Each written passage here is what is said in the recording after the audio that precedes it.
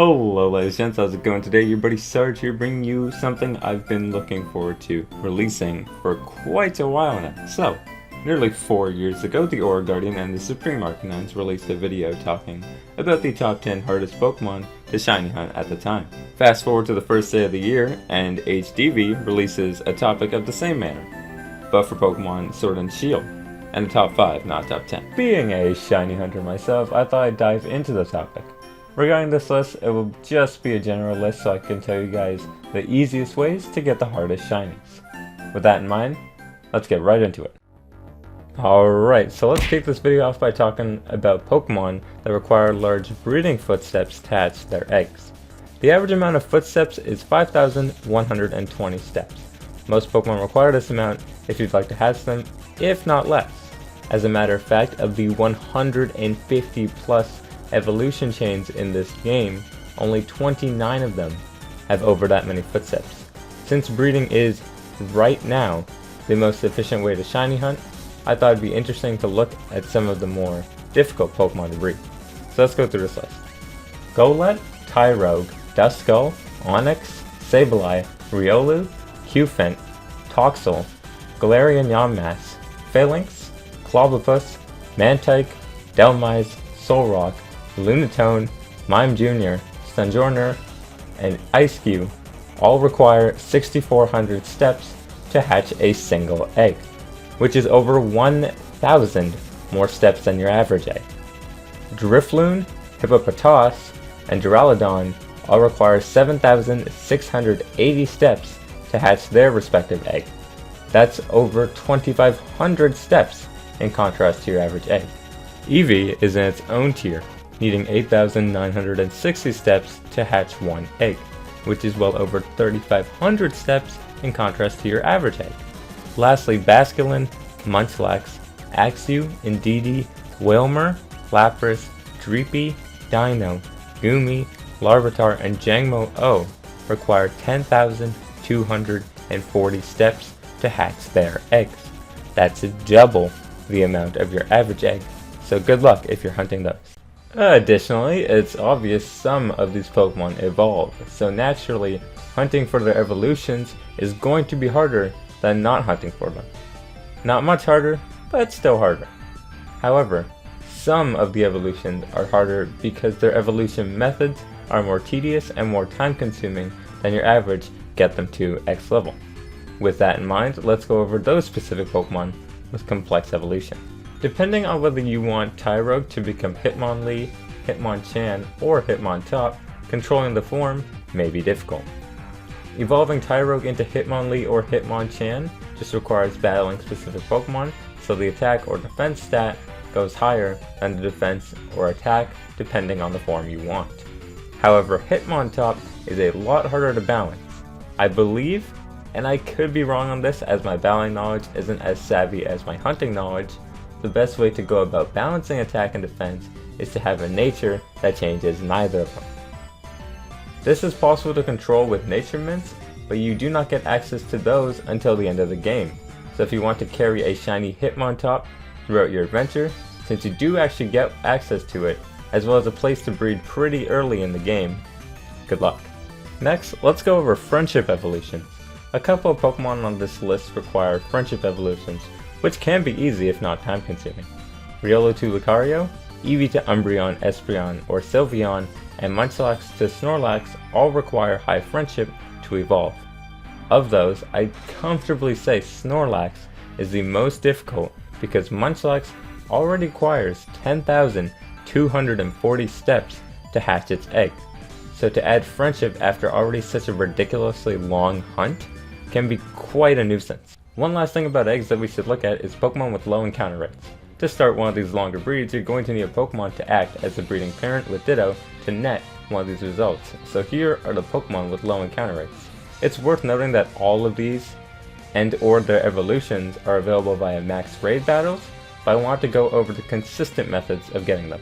Kicking this list off, we have Riolu, who has a 5% overworld encounter rate during a snowstorm at Giant's Cap, while Lucario is a rare encounter on its own as a wandering Pokemon and only at North Lake Malach. Eevee is strangely harder to get in Sword than in Shield. 5 times harder as a matter of fact, both of which appear on Route 4 in all weathers and in the overworld, but has a 1% chance of appearing in Sword and a 5% chance of appearing in Shield. Since Dreepy nor Dragapult can be found in the wild, you'll need a Dracolope. The best way to get it is with a 2% chance as an overworld encounter while there is a thunderstorm at the Lake of Outrage. Delmise has a 1% overworld encounter at either the Chichester Bay on Route 9 during all weather conditions, or the same rate at Outer Spikemuth in a multitude of weather conditions. Grass encounters are far more time consuming than overworld encounters, as they require you to check the patches, and Icedew and Stunjorner are no stranger to that. Both of them have, at best, a 5% grass encounter in either a sandstorm or snowstorm, respectively, at the Lake of Outrage. While not too low, Indeedee has a 14% chance of appearing in the fog at the Lake of Outrage, but as a grass encounter, so you gotta look for it. The real kicker is that you don't get access to fog until you've beaten the game. Otherwise, it's a 5% encounter rate at Glenwood Tangle. Larvitar and Jangmo-O can only be encountered in the grass while it's either an overcast or there's intense sun, and only at a miserable 5% encounter rate at the Lake of Outrage. Seeing as these Pokemon are already at the highest footstep count, this shiny is a hassle. Dino and Goomy are the worst of both worlds. Your only means of encountering them are through the grass while it's raining at an even lower 2% encounter rate at the Lake of Outrage. These guys, like the last two, also require 10,240 footsteps to hatch their respective eggs, so they're even more of a nightmare. Alright, that's everything regarding eggs and egg evolution. However, I'd like to dive more into the topic of encounter rates. The Pokemon I'm about to list aren't necessarily hard to breed, as they require 5,120 footsteps or less to hatch their respective egg. What makes them slightly harder to hunt is that they have lower encounter rates, so they're not necessarily easy to start breeding. First, since they are significantly easier, let's cover Pokemon that are found in the overworld. Rotom has an encounter rate of 2% while it's raining at the Lake of Outrage. Morpeko has a 5% encounter rate in all weathers at Route 7. Trapinch, like Eevee, is strangely 5% harder to get in Sword than in Shield. It is found at Route 6 in all weathers, but appears 5% of the time in Shield and 1% of the time in Sword. Durant and Heatmore also have strange patterns related to the versions they're encountered on, but they're evenly split.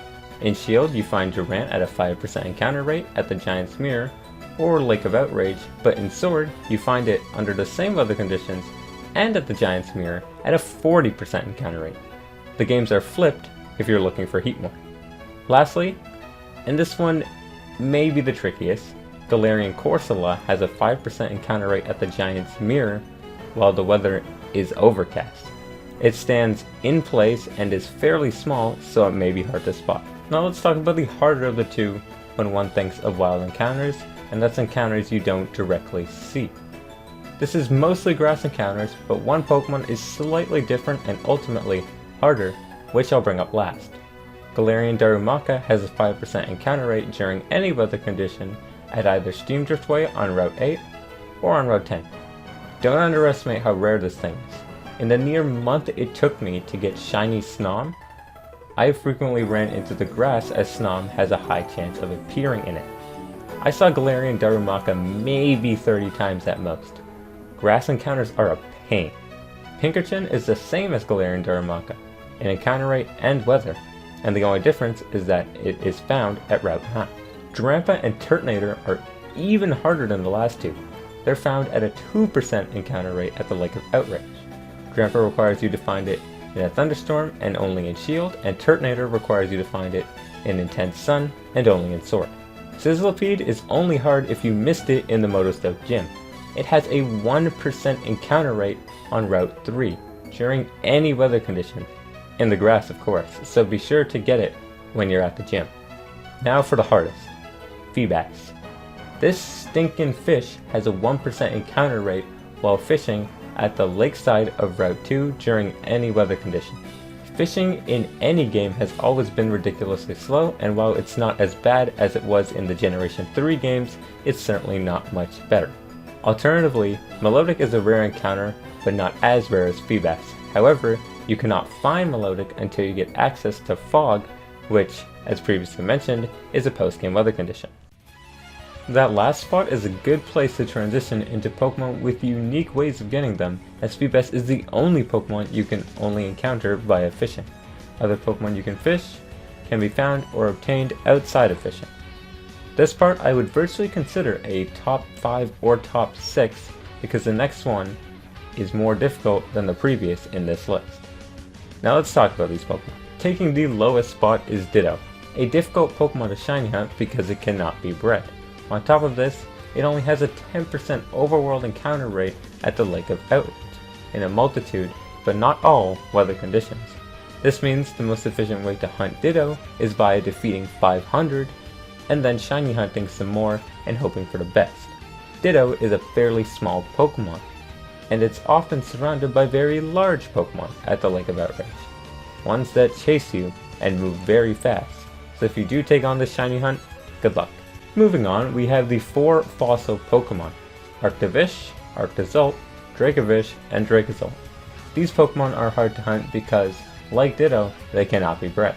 The only way to hunt for these Pokemon is through restoring them from Carolus and hoping she gives you a shiny in return. The best way to go about doing this, since you'll be hunting at full odds, is by getting one of each fossil from the Digging Brothers by the Wild Area Daycare, depending on which of the fossil Pokemon you want, or just get 2 of each to cover all of them. After you retrieve the fossils, save in front of Carolus, and get to Restoring. I advise you stockpile on a bunch of the fossils from the Digging Brothers, and once you run out, soft reset. This is to simply make it so you don't have to deal with soft resetting as much. Next, we have Gigantamax Pokemon. These are difficult to shiny hunt because they take such a dreadfully long time to hunt and they are hard to catch. However, it's not possible to fail these so long as you save before entering the battle, as a Pokemon in the den will remain shiny if you soft reset. There are videos scattered all over YouTube regarding the best ways to shiny hunt Gigantamax Pokemon, so I advise you watch those if you'd like to know the best ways to catch them. Alright, the second last group of Pokemon I want to cover are Pokemon with gender evolutions. These take the 3rd and 2nd spot because some are harder than others. Since breeding is the best method of shiny hunting, at the moment, let's talk about these 4 specific Pokemon. If you wish to obtain shiny Frostlass or shiny Gallade, you need either a female Snorunt or a male Curlia, each of which have a 50% gender ratio. This means that when you're breeding for them, you have to hope you get either a female shiny Snorunt or a male shiny Ralts, and have a 50% chance of being right. These Pokemon were brought up in Aura's video nearly 4 years ago, and they are still amongst some of the hardest Pokemon to shiny hunt today. When talking about gender evolution shinies, no shiny comes to mind faster than shiny Vespiquen, who was also brought up in Aura's video 4 years ago. However, Gen 7 added a new contender to share that title with Vespiquen, and that Pokemon is Salazzle. In order to get a shiny Vespiquen or Salazzle, you will need a shiny female Combee or Salandit respectively.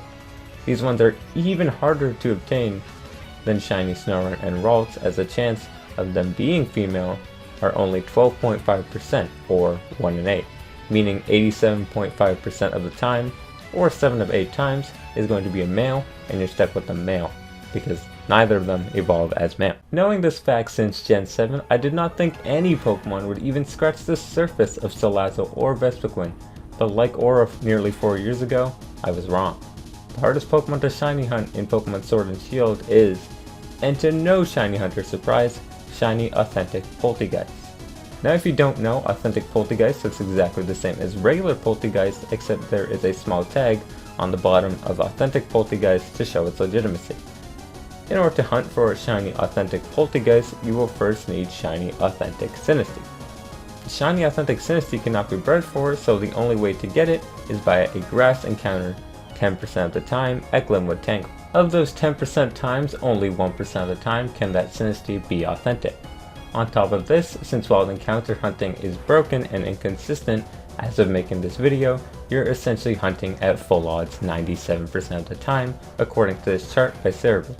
And that's only if you've already defeated or caught 500 Synesty. This means that if you're hunting for shiny authentic Synesty alone, just the encounter is 1 in 409,600 chance of landing it. If you include the encounter and hope for a star sparkle, then the odds shoot up to 1 in 6,553,600. This shiny is a disaster. However, it doesn't stop there. Poltergeist is harder. In the grand scheme of things, this is absolutely nothing compared to actually getting the shiny Synesty, but evolving a shiny authentic Synesty into Poltergeist is still a hassle. The way to evolve Synesty into Poltergeist is by an item called the Chip Pot. The only way to obtain this item is from the daily bargain trader in Stow-on-Side. The bargain trader has 28 items in his selection, so you have a 1 in 28 chance of getting the Chip Pot from him. The best way to go about doing this is incrementing your switch day by 1 and asking him over and over again until you get it, but it is still a hassle. Anyways, that is going to be all for this video. If you guys want to check out my last video, feel free to click the card here, but that's all from me. I spent a lot of time on this video, so if you enjoyed this video, be sure to smash that like button, subscribe for more content to come, and share it with your friends. I thank you guys so much for watching, take care, and as always, have a good one.